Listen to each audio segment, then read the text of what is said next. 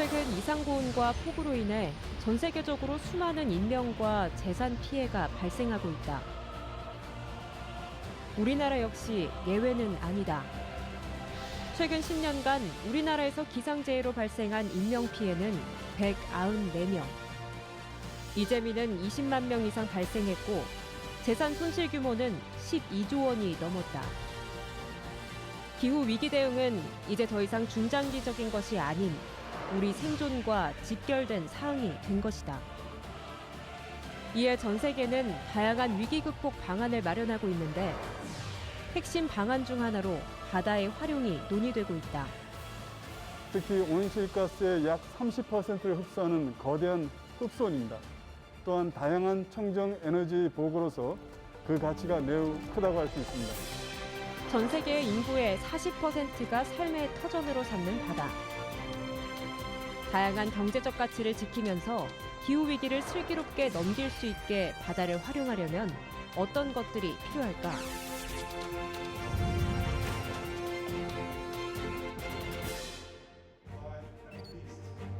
지난 5월 서울 동대문에서 세계 각국 정부 관료들과 기후 전문가들이 모인 P4G가 열렸다. 코로나19 여파로 온라인과 오프라인 병행으로 개최됐는데 바다에 대한 심도 있는 논의도 이루어졌다. 전 세계 관료들과 전문가들이 논의한 주제는 바다를 통한 푸른 회복.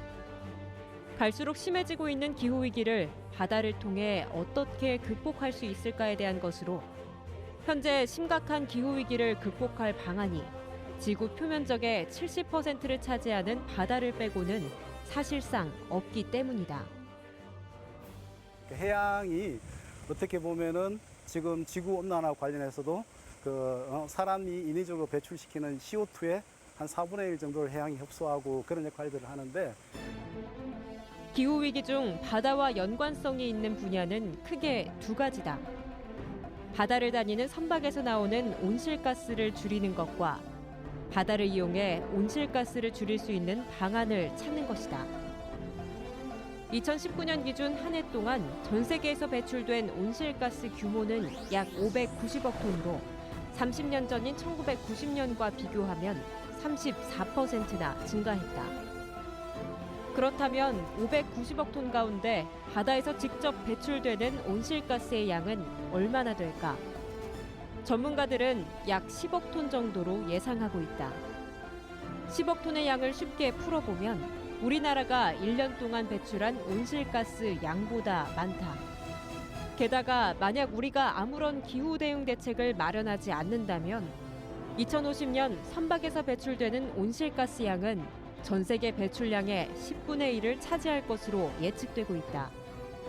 현재 기준으로만 환산해도 59억 톤. 온실가스 배출이 지금보다 무려 6배 증가한다. 해양 환경의 문제는 한 국가의 노력만으로는 안 됩니다.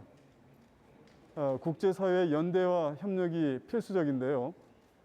이런 측면에서 이번 P4G 정상회의 같은 다각적 협력 체제의 구축이 아주 중요합니다. 해양 온실가스 배출을 줄이기 위해 가장 시급한 것은 무엇일까? 전 세계 정부의 목표는 한 가지로 모이는데 바로 선박에 사용되는 연료의 변화다. 온실가스가 많이 배출되는 현재의 선박 연료를 무탄소 연료, 즉 탄소 배출이 없는 연료로 대체하는 것이다. 지난 2018년 국제해사기구는 2050년까지 선박 온실가스 배출량을 2008년 대비 50% 이상 줄일 것을 요청했다. 결국은 뭐 전 인류의 어떤 지금 이게 어떤 과제니까 그런 환경에 그걸 해야 되는 거고 그러면은 이게 이제 코스트가 더 들어가고 하지만 개별 선사 입장에서는 상대방보다 내가 더 적은 비용으로 할 수 있으면은 그게 이제 이점이 되는 게 되지 않겠습니까? 그리고 그런 걸로 인해 가지고 상대는 어떤 규제 때문에 제대로 대응을 못 할 때 그런 걸 발빠르게 갖춘 기업들은 이제 치고 나갈 수 있을 거란 말입니다. 부산에 위치한 한국해양대학교. 이곳에서는 기존 선박 추진 시스템에 배터리를 추가한 하이브리드형 선박 연구를 진행하고 있다. 내연기관에 배터리와 전동 모터를 연계해 선박 운항에 사용되는 연료를 줄여 온실가스 배출을 줄이는 방식이다. 특히 전기를 어떻게 연결하는지에 따라서도 연료 소모량이 변할 수 있기 때문에 이곳에서는 다양한 방식으로 전기와 기존 선박 엔진의 컬래버레이션을 시도하고 있다. 기존의 대부분의 선박에선 교류 배전 방식을 적용하고 있는데 이제 최근 직류 배전에 대한 관심이 증가하고 있고 직류 배전 시스템에 대한 연구를 또 저희가 진행을 했습니다. 그 연구 결과 이제 직류 배전 시스템에 가변속 엔진 발전기를 적용하는 경우 교류 배전 시스템에 비해서 연료 소모량이 한 20% 정도 감소되는 그런 결과를 얻을 수가 있었습니다. 현재 진행되는 대부분의 연구는 디젤 연료에 전기 시스템을 적용해 연료 소모량을 줄이는 수준이다. 하지만 친환경 선박 개발 연구의 최종 목적은 바로 온실가스 배출이 전혀 없는 무탄소 선박 운영 시스템을 만드는 것이다. 다만 장거리를 주로 운항하는 선박 특성상 100% 전기로 운항하기 위해서는 엄청난 배터리 저장 공간을 확보해야 해 사실상 실현이 불가능하다. 이 때문에 결국 전기는 보조 에너지원이 될 수밖에 없고 보조원으로서 전기를 그대로 둔 채 주 연료를 디젤에서 친환경 연료로 바꿔야 한다. 현재는 크게 제작이 어렵지 않고 온실가스 배출이 적은 LNG와 같은 연료를 사용하는 것이 주목받고 있지만 앞으로는 수소나 암모니아 등 온실가스 배출이 전혀 없는 연료로 대체하는 것에 초점이 맞춰질 것이다. 이제 디젤이 아니라 저희 친환경 연료원인 LPG, LNG 등의 연료를 사용한다면 이제 좀 더 배기가스가 저감되는 그런 효과를 얻을 수가 있고 요즘 한창 연구가 진행 중인 암모니아 연료를 사용하는 발전기를 사용한다면 저희 최근 큰 화두인 이산화탄소 배출이 전혀 없는 선박을 저희가 이용할 수가 있게 되겠습니다. 친환경 선박 개발에서 무탄소 연료를 사용할 수 있는 엔진 개발까지. 이와 함께 가장 중요한 것 중에 하나가 바로 친환경 선박에 사용되는 핵심 부품들의 국산화다. 각종 환경 규제로 친환경 선들의 발주가 피할 수 없는 상황인 만큼 친환경 선박에 대한 수요 증가는 불을 보듯 뻔하다. 이런 상황에서 친환경 선박들의 핵심 부품들을 우리 기술로 만들 수 있다면 관련 시장을 선점하고 리딩할 수 있다. 전라북도 군산. 한국형 친환경 선박 개발을 위한 시험 인증센터가 10년 전 설립됐다. 탈탄소와 관련한 연구로서 탈탄소 연료 엔진, 암모니아 엔진 같은 것들에 대한 개발이라든가 또 바이오 중요 같은 저희가 탄소 중립 연료라고 부르는 연료에 대한 엔진 적용 이러한 부분들을 저희 TCC가 직접 수행을 하고 있고 실험실을 가득 채운 엔진 소리. 실제 선박에 사용되던 엔진을 그대로 실험실에 옮겨왔는데 선박 운항을 위해 연료를 사용했을 때 얼마나 많은 오염 물질이 발생하는지 분석하고 각종 오염 저감 장치를 부착했을 때의 감소 효과를 알아보기 위함이다. 이 장치 같은 경우에는 낙스를 저감하는 장치와 그리고 미세먼지를 저감하는 장치를 연결해 놓은 그런 시스템인데요. 그러한 것들을 저희 중속 엔진에 물려서 중속 엔진에서 나오는 배기 추출물이 이러한 시스템을 통했을 때 얼마큼 저감되는지 감축되는지를 저 후단에서 측정을 하고 결과물들을 도출을 하고 있습니다. 아직 실험이 완전히 끝나지 않아 정확한 결과가 나오지는 않았지만 대략 90% 전후의 오염물질 저감 효과가 있을 것으로 예상된다. 이 같은 방식은 기존 선박의 황산화물을 없애주는 장치인 스크러버를 달아 마치 친환경선처럼 운항하는 것에서 착안한 것으로 친환경선을 운항할 수 없는 현실을 감안하면 바다 온실가스를 감축할 수 있는 당장의 해법으로 이런 여러 보조 장치들을 이용해 오염물질을 줄이는 방식이 주목받고 있다. 선박들의 온실가스 배출이 눈에 보이지 않는 바다 오염이라면 눈에 확 띄는 바다 오염의 심각성 역시 날로 커지고 있다. 바로 해양 쓰레기에 관한 것이다. 해양 쓰레기 문제가 본격적인 논란을 낳은 건 태평양 바다 한가운데 끝이 보이지 않을 정도로 뒤덮여 있는 쓰레기들이 공개되면서부터다. 이 쓰레기 섬의 크기는 우리나라 면적의 16배나 되고 지금도 계속 커지고 있는데 쓰레기 섬은 태평양에만 5곳이며 쓰레기 대부분은 플라스틱이다. 우리나라도 해양 플라스틱 쓰레기로 인한 비슷한 문제를 안고 있다. 우리나라 바닷가에서 가장 많이 발견되는 쓰레기, 총 10년 동안 가장 많이 발견되는 쓰레기를 10가지를 뽑았을 때 반은 어업이나 양식업에서 나오는 쓰레기고요. 반은 우리 일상생활에서 나오는 쓰레기입니다.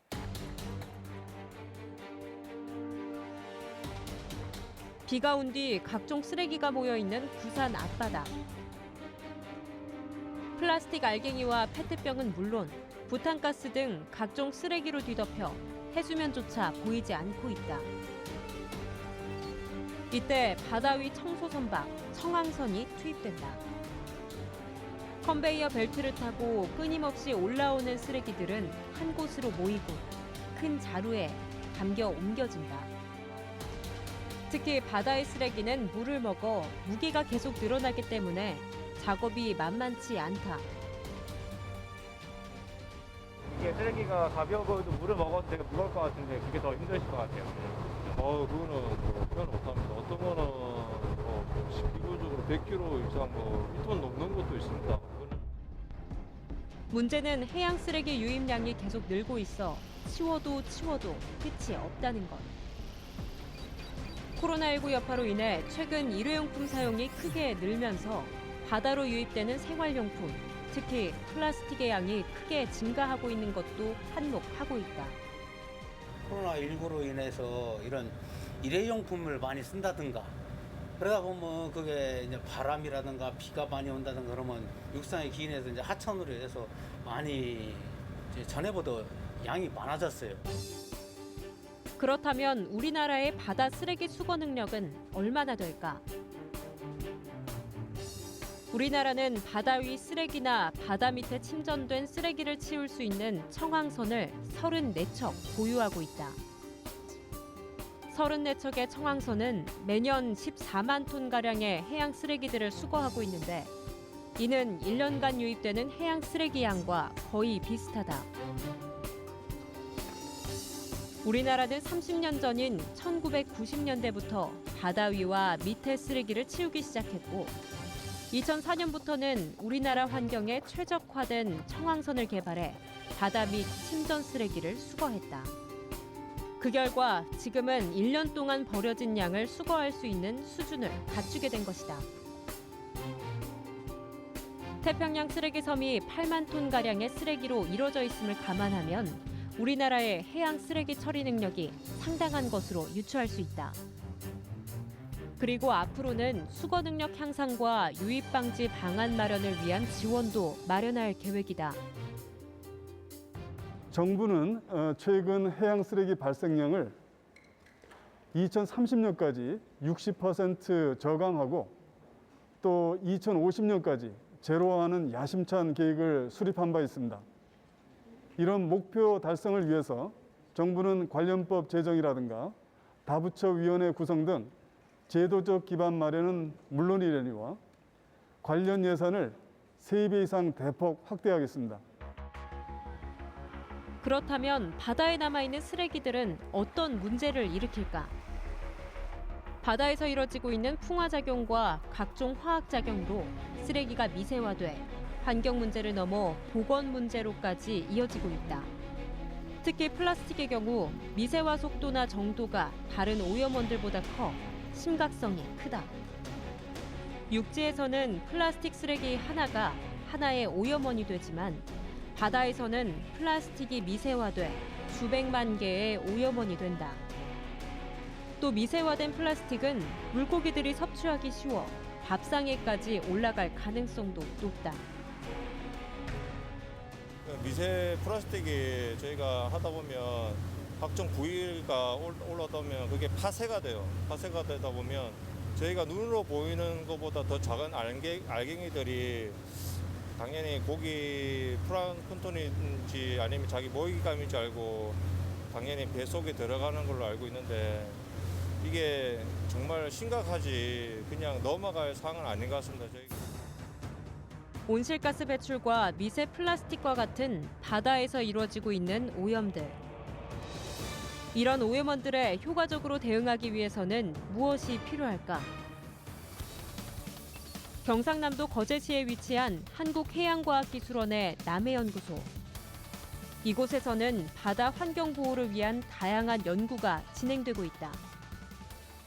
지구 온난화 과정에 있어가지고도 그 해양이 어떻게 담당하고 있는 역할들, 그리고 이런 미세먼지 측면에서도 에어로졸이라고 하는 어떤 그런 측면에서 바라봤을 때 해양이 에어로졸을 생성하는 어떤 그런 주요한 어떤 그 역할을 함으로써 지구 온난화를 늦추는 역할도 할 수 있기 때문에 그런 부분에 있어가지고 저희가 종합적으로 연구를 진행하고 있습니다.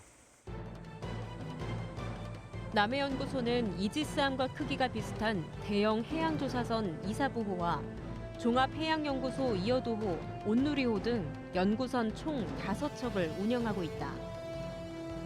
지난 7월 5척의 연구선이 남해연구소에 모두 모였는데 이 중 이어도호가 우리나라 근해를 조사하기 위해 한창 준비 중이다.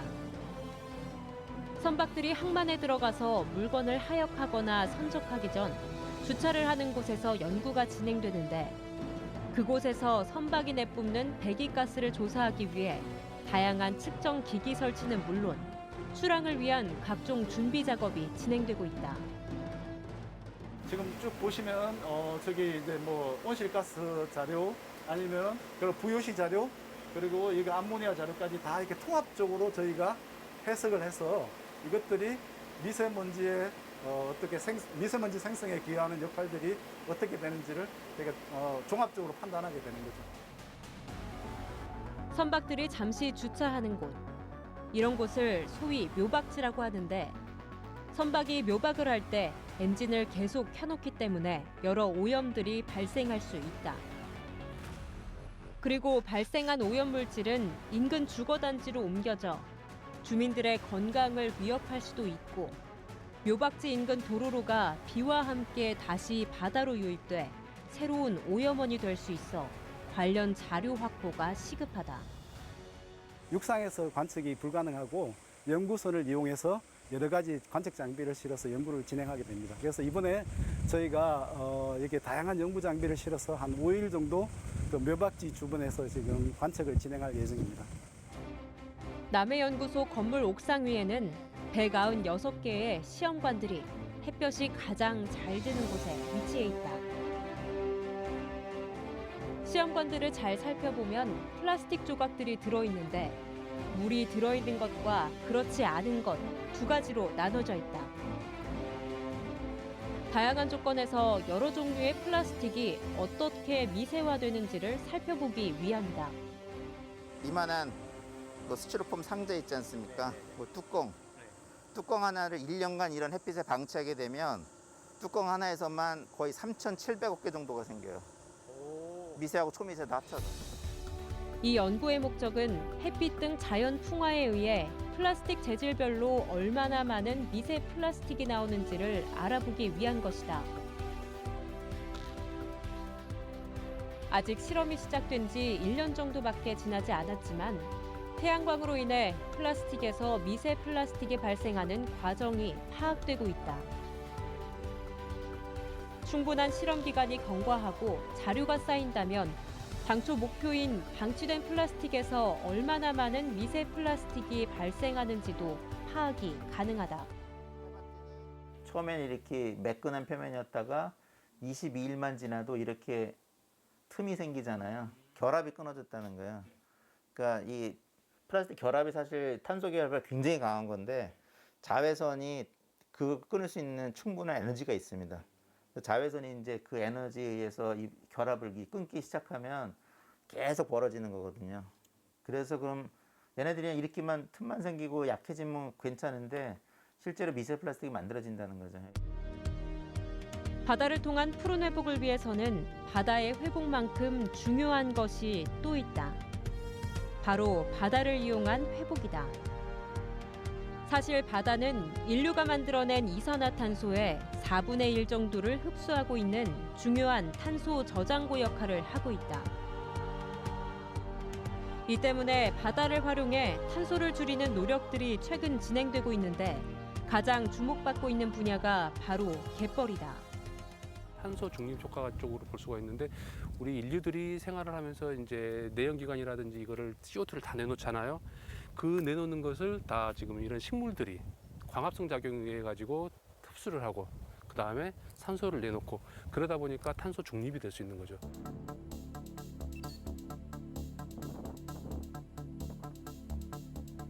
갈대밭과 갯벌이 공존하고 있는 순천만 국가정원과 순천만 습지. 코로나19 이전에는 연평균 600만 명의 관광객이 다녀갈 정도로 관광 명소다. 지금도 수많은 관광객이 찾고 있을 정도로 인기는 여전하지만 최근에는 관광 자원보다는 환경 자원으로서 가치가 더욱 주목받고 있다.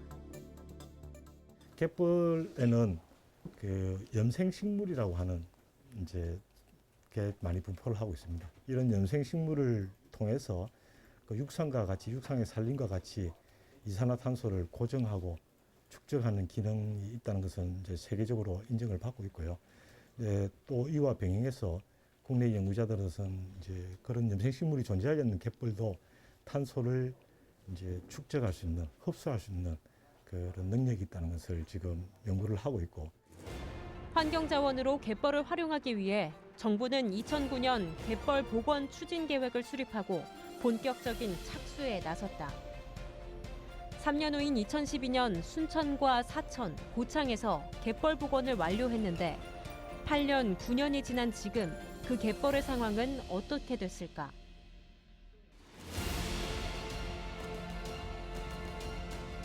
전남 순천 농주리에는 국내 1호이자 8년 전 복원이 완료된 갯벌이 있다. 이 갯벌은 사실 염전과 양식장으로 이용되다 방치된 곳이었다. 그런 곳에 동식물이 살 수 있는 환경 조성을 위해 물기를 내고 오염물질을 제거하는 등 복원 사업이 진행됐다. 시간이 흘러 생태계가 살아난 온전한 갯벌의 모습을 보이기 시작했는데 짱뚱어와 개 등 다양한 생물들이 서식 중이다. 여기 지금 보이는 농주 갯벌 같은 경우에는 폐염전이 있었고요. 그다음에 폐짱뚱어 양식장이 있었습니다. 근데 여기 같은 경우에는 이제 제방으로 막혀 있어가지고 해수 소통이 안 돼가지고 죽어 있는 갯벌이었는데 저희들이 매입을 하고 해수 소통을 시킴으로써 지금과 같이 갈대들과 동물들이 식물들이 살 수 있는 환경이 됐습니다. 이렇게 복원되고 있는 갯벌은 해양 생태계 복원과 함께 온실가스 흡수원으로서 역할을 동시에 하게 된다. 열대우림이나 침엽수림보다 탄소 흡수 속도가 50배가량 빠르고 생태계 복원 정도에 따라 흡수량도 계속 늘 수 있다. 우리나라 같은 경우 갯벌 전체가 약 1,300만 톤의 탄소를 저장하고 있고 해마다 26만 톤의 이산화탄소를 흡수한다는 사실을 밝혔습니다. 이거를 이제 자동차가 그 배출하는 CO2의 양으로 환산을 했을 때는 약 11만 대 정도의 분량이 배출하는 CO2 양과 맞먹기 때문에 연간 이렇게 배출되는 자동차 매연가스 이런 것들을 생각해 보면 우리나라 갯벌이 가지고 있는 가치가 세계적으로 높고요. 현재 정부는 한국판 그린 뉴딜 사업을 통해 2025년까지 총 4.5제곱킬로미터의 갯벌 면적 복원을 목표하고 있다. 이렇게 복원된 갯벌의 경제적 효과는 투입되는 사업비보다 113.9%나 높은 경제 효과를 낳는 것으로 분석되고 있다. 최근의 과학 연구나 조사를 통해서 갯벌이 생태적 또는 경제적 가치가 우리가 매립을 해서 농경지로 하려고 하는 것보다 훨씬 높은 경제적 가치와 또 여러 가지 생태적 서비스를 제공하기 때문에 갯벌을 이제 새롭게 바라보고 이제 과거에 이제 매립해서 쓰던 염전이나 양식장 이런 게 방치된 것을 다시 이전의 갯벌로 복원하는 게 갯벌 복원 사업의 주요 사례라고 생각합니다. 바다는 글로벌 경제를 돌리는 핵심 루트의 역할을 하면서 인류의 중요한 식량 자원의 역할도 하고 있다. 또 인위적으로 만들어지는 온실가스의 40%를 흡수해주고 바다 생태계 보호 여부에 따라 그 흡수량은 이상으로 더 늘어날 수도 있다. 우리는 경제와 환경, 두 가지 측면에서 모두 중요한 바다의 미래를 지키기 위해 노력하는 한편 우리의 미래를 찾기 위한 노력도 지속해야 할 것이다.